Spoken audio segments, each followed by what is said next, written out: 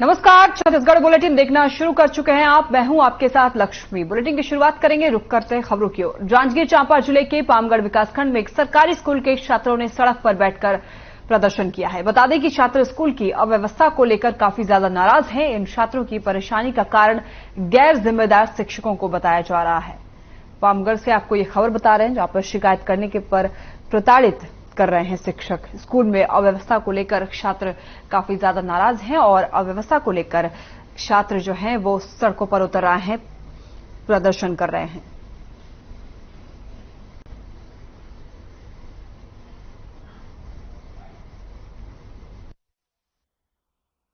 तो हमारे यहाँ के सरपंच हमें झूठ बोल के हमारे स्कूल में सर आ गए बोल के हमें यहाँ पर भेज दिए थे, लेकिन हम आके देखते हैं तो हमारे यहाँ कोई भी एक भी सर नहीं आए थे।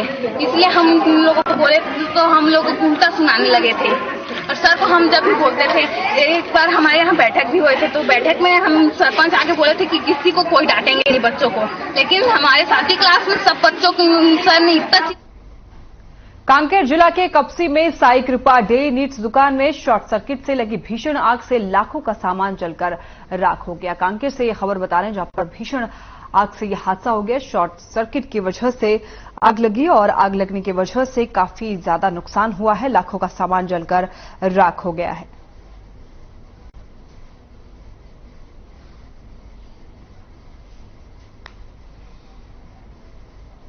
कांकेर जिला के कापसी में साई कृपा डेली नीड्स दुकान में शॉर्ट सर्किट से आग लगी और आग लगने की वजह से लाखों का सामान जलकर राख हो गया है। लाखों का नुकसान हुआ है दुकानदार को।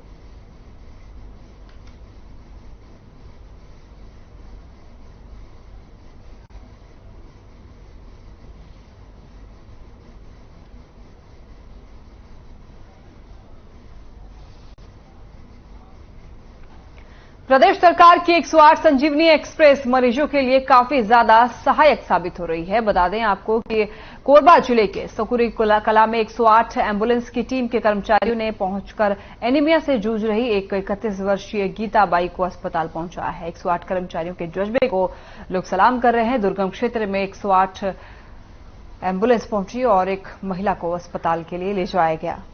प्रदेश सरकार की 108 संजीवनी एक्सप्रेस मरीजों के लिए काफी ज्यादा सहायक हो रही है।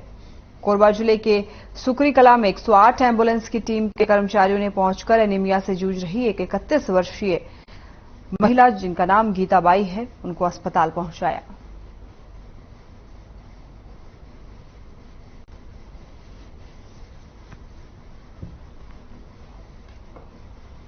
कोरबा पुलिस को बड़ी सफलता हाथ लगी है। बता दें कि पुलिस ने फर्जी दस्तावेज के साथ एक कबाड़ी को गिरफ्तार किया है। पुलिस ने बताया है कि मुकेश साहू को गिरफ्तार कर आगे की कार्रवाई शुरू कर दी गई है। पुलिस को बड़ी सफलता हाथ लगी है। फर्जी दस्तावेज के साथ एक युवक को गिरफ्तार किया है।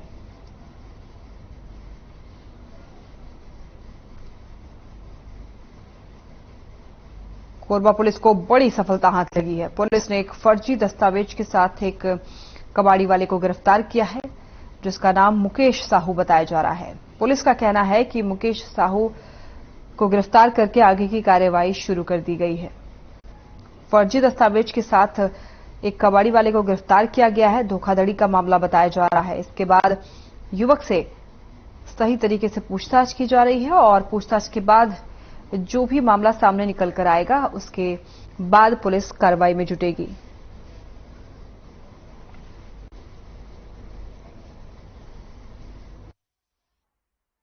दिनांक 6 सितंबर को रामपुर चौकी द्वारा एक कबाड़ गाड़ी पकड़ी गई थी, जिसमें आरोपी से वैध दस्तावेज मांग की गई थी, जिसमें आरोपी मुकेश साहू द्वारा फर्जी दस्तावेज पेश करने पर उनके विरुद्ध धारा 420, 467, 468, 471 भादवी के तहत मामला पंजीबद्ध कर उसे रिमांड में भेजा गया। खबर कोरबा से है, जहां सीएसईबी चौकी पुलिस ने एक लापता लड़की को कुछ ही घंटे में ढूंढ निकाला और परिजनों को सौंप दिया। इस मामले की जानकारी देते हुए सीएसईबी चौकी प्रभारी ने बताया कि परिजनों से मिली सूचना पर पुलिस ने लड़की की तलाश शुरू की थी और लड़की अपने परिजनों से किसी बात पर नाराज होकर घर छोड़कर चली गई थी, जिसके बाद पुलिस ने कुछ ही घंटों के बाद लड़की को ढूंढ निकाला और परिजनों को जिम्मेदारी के साथ सौंप दिया।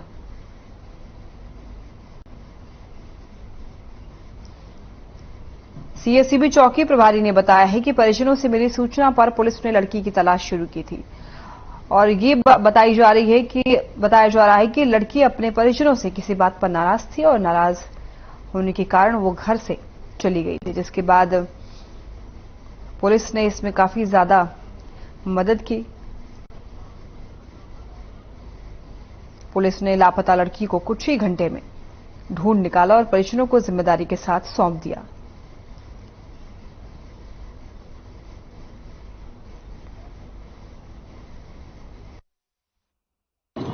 प्रार्थिया 7:30 बजे लगभग के चौकी उपस्थित आई और अपने परिवार के साथ आकर बताई कि उसकी नाबालिग पुत्री 14 साल की सुबह 11 बजे के आसपास घर से बिना बताए नाराज होकर कहीं चली गई है।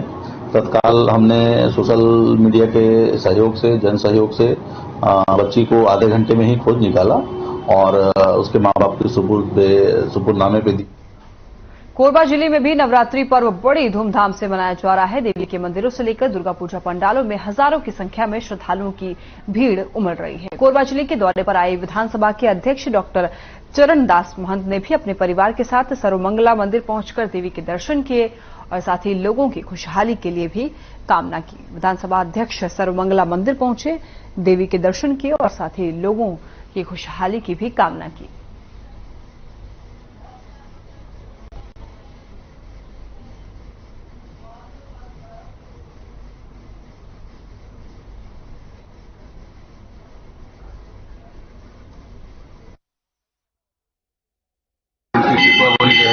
हमारे किसान, हमारे गरीब आदिवासी भाई सबका कल्याण हो।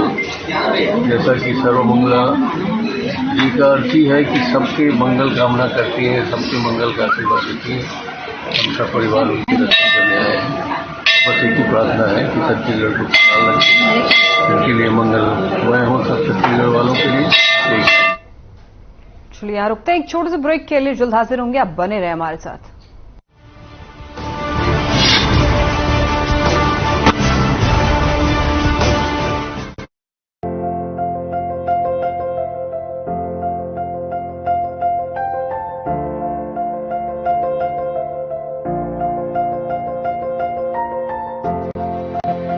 Success does not only depends upon hard work, but consistent hard work. And this is what I've learned from BKCI.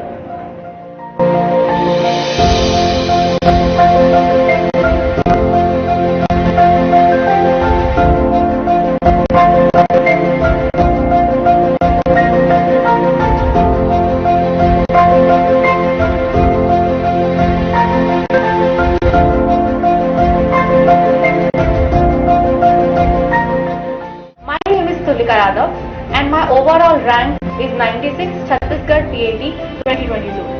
I was from biology stream and changing my stream from biology to agriculture was a difficult decision, like for many of you now. I would suggest you to ask your seniors, take ground report. What you will get is BKCI is the best.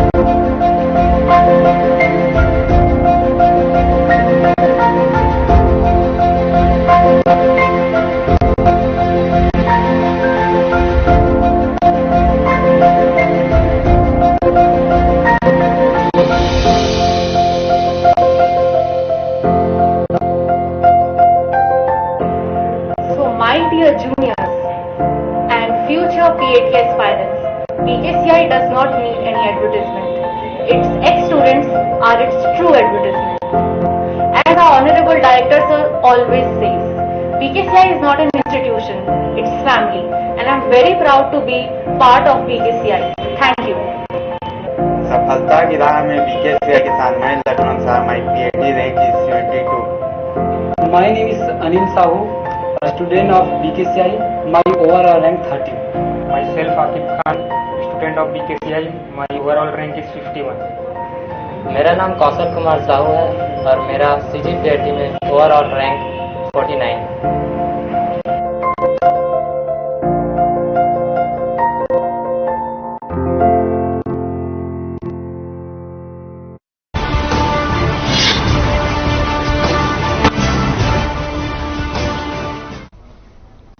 Break के बाद आपका स्वागत है। बढ़ते हैं खबरों में आगे। छत्तीसगढ़ के गरियाबंद नगर में नगर पालिका ने रेहड़ी पर कारोबार करने वाले 10 लोगों का सम्मान किया। प्रधानमंत्री, आपको बता दें, यहां पर प्रधानमंत्री स्वर्गीय निधि योजना के तहत इन लोगों ने बिना गारंटी के 10-10 हजार रुपए लिए थे और अब इन लोगों ने लोन के पैसे वापस कर दिए हैं। बता दें कि कोविड के दौरान परेशान लोगों की सहायता के लिए भारत सरकार ने ये योजना शुरू की थी, जिससे लोगों को काफी ज्यादा राहत मिली थी। छत्तीसगढ़ के गरियाबंद नगर में नगर पालिका ने रेहड़ी पर कारोबार करने वाले 10 लोगों का सम्मान किया। प्रधानमंत्री स्वनिधि योजना के तहत इन लोगों ने बिना गारंटी के 10-10 हजार रुपए लिए थे और अब इन लोगों ने लोन के पैसे वापस कर दिए हैं। बता दें कि कोविड के दौरान परेशान लोगों की सहायता के लिए भारत सरकार ने ये योजना शुरू की थी, जिससे लोगों को काफी ज्यादा राहत भी मिली थी। नगर पालिका ने सम्मान किया, रेहड़ी लगाने वालों का नगर पालिका ने सम्मान किया और 10 लोगों ने लोन की राशि वापस की।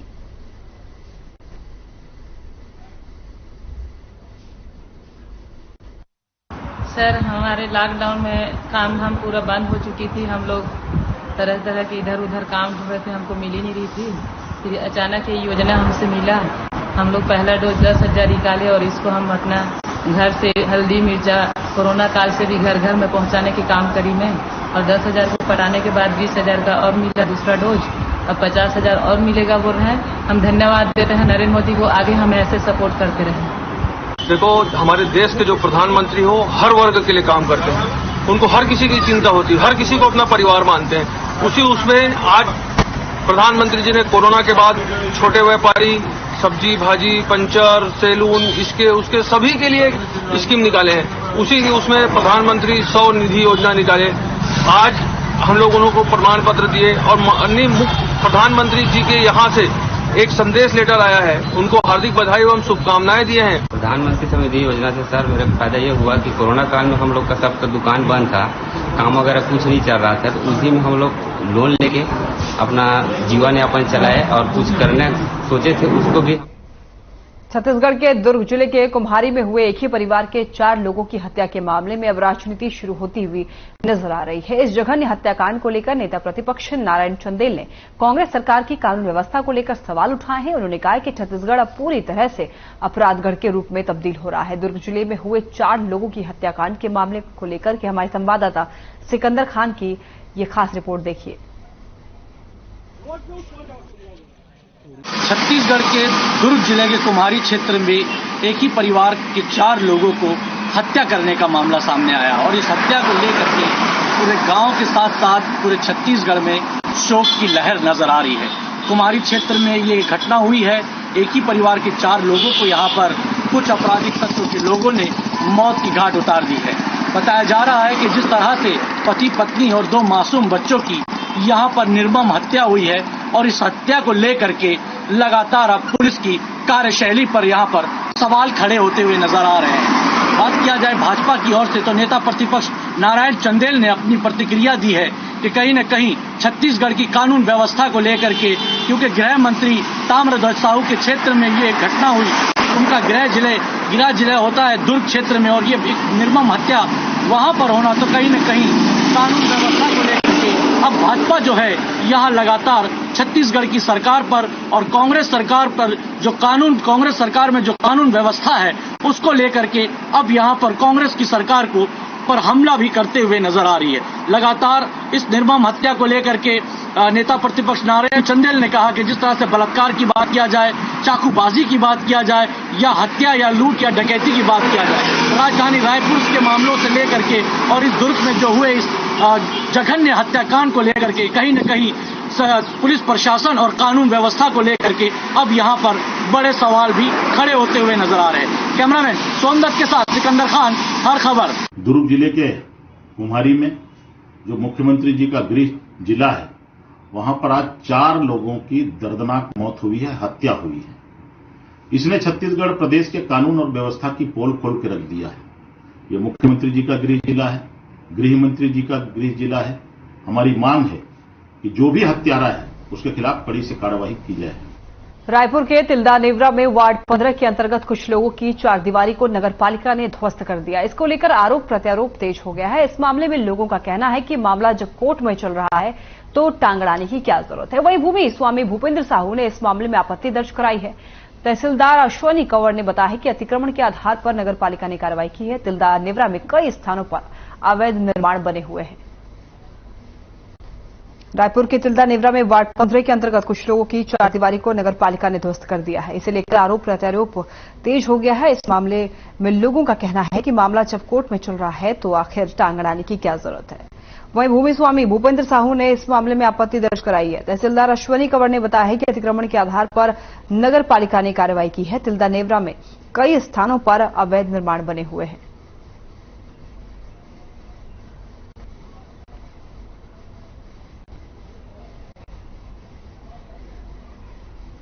निर्माण को अवैध बता वहाँ पे कल नगर पालिका के द्वारा बिना किसी सूचना के हमारे प्लाट को तोड़ा गया है। जहाँ पे 3 प्लाट थे लाइन से, जिसको बस तोड़ा गया है, जबकि बाजू में और प्लाट है उनको किसी भी प्रकार का क्षति नहीं पहुंचाया गया है। और इसकी पूर्व में हमको किसी प्रकार की तोड़ने संबंधित नोटिस नहीं दिया गया था।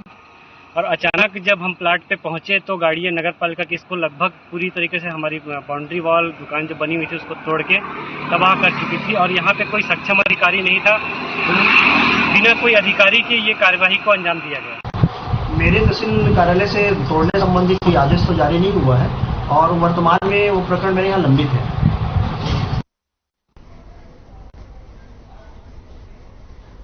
छत्तीसगढ़ के कोरबा जिले में कई इलाके में हाथी प्रभावित है और इन इलाकों में हाथी साल भर से घूमते हुए नजर आ रहे हैं। बता दें कि पसान रेंज के गांव जलके में पिछले 4 दिन से लगभग 25 हाथियों का दल गांव में डेरा बनाए हुए है और वे लोगों के घरों और मवेशियों को भी अपना निशाना बना रहे हैं। ऐसे में ग्रामीणों में दहशत का माहौल है और उन्होंने अपनी सुरक्षा का मोर्चा खुद संभाल लिया है। इस संबंध में वन विभाग की लापरवाही से ग्रामीणों में काफी ज्यादा नाराजगी देखने को मिली है। आपको बताएं, लोग हाथियों के आतंक से डर के सरकारी स्कूलों की छतों का सहारा लेने के लिए मजबूर हैं। सरकारी स्कूलों की छतों का सहारा लेकर रात गुजारने के लिए वहां के लोग मजबूर हैं।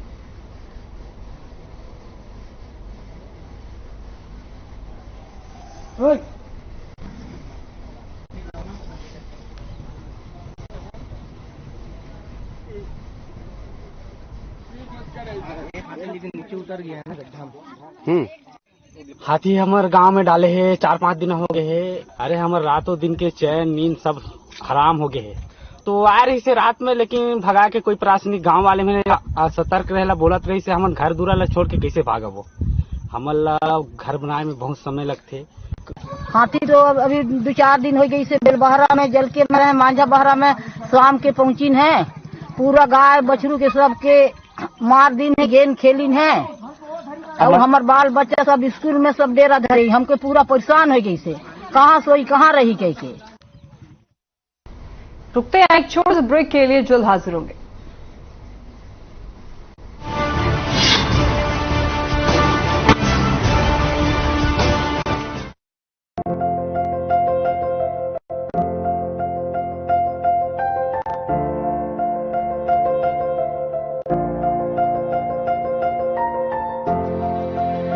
Success does not only depends upon hard work, but consistent hard work. And this is what I've learned from BKCI.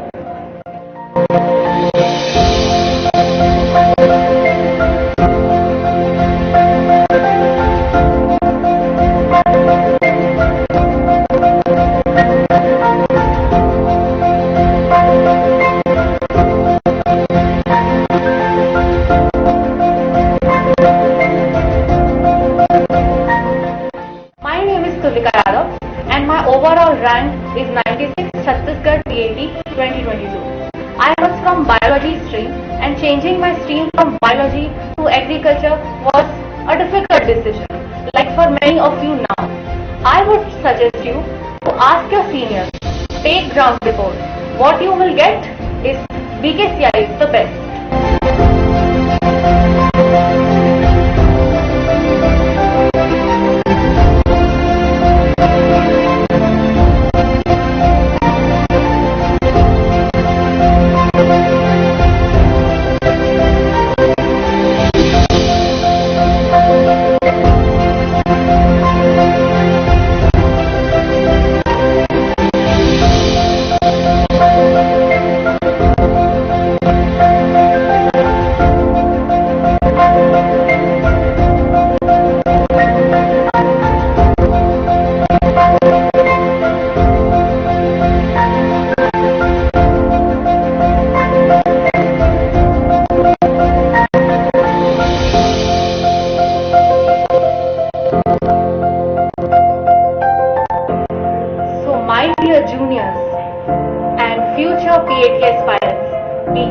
does not need any advertisement.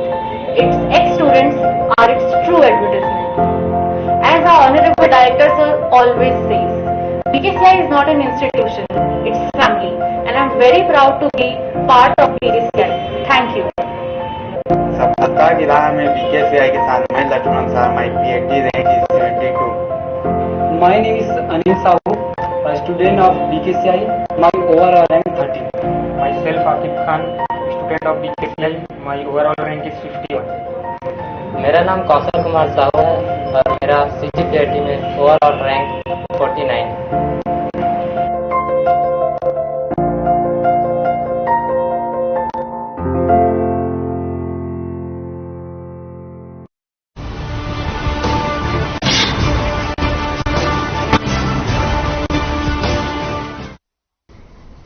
Break के बाद एक बार फिर आपका स्वागत है। बढ़ते हैं खबरों में आगे।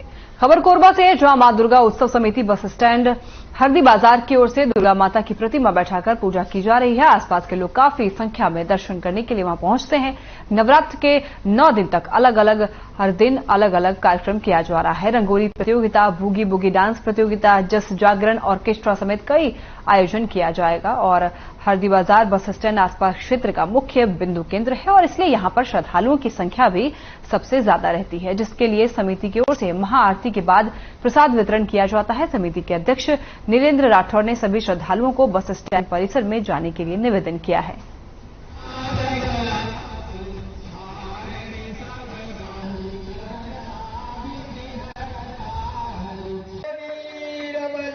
मां दुर्गोत्सव समिति के द्वारा लंबे अरसों से यह कार्यक्रम किया जा रहा है। नवरात्रि के 9 दिनों तक प्रत्येक दिन अलग अलग कार्यक्रम समिति के द्वारा कराया जाता है, जैसे डांस प्रतियोगिता, गरबा, डांडिया, ऑर्केस्ट्रा, जस जागरण, सुंदरकांड का पाठ इत्यादि 9 दिन तक नवरात्र तक कार्यक्रम चलते रहता है। चलिए, बुलेटिन में फिलहाल के लिए बस इतना ही। नमस्कार।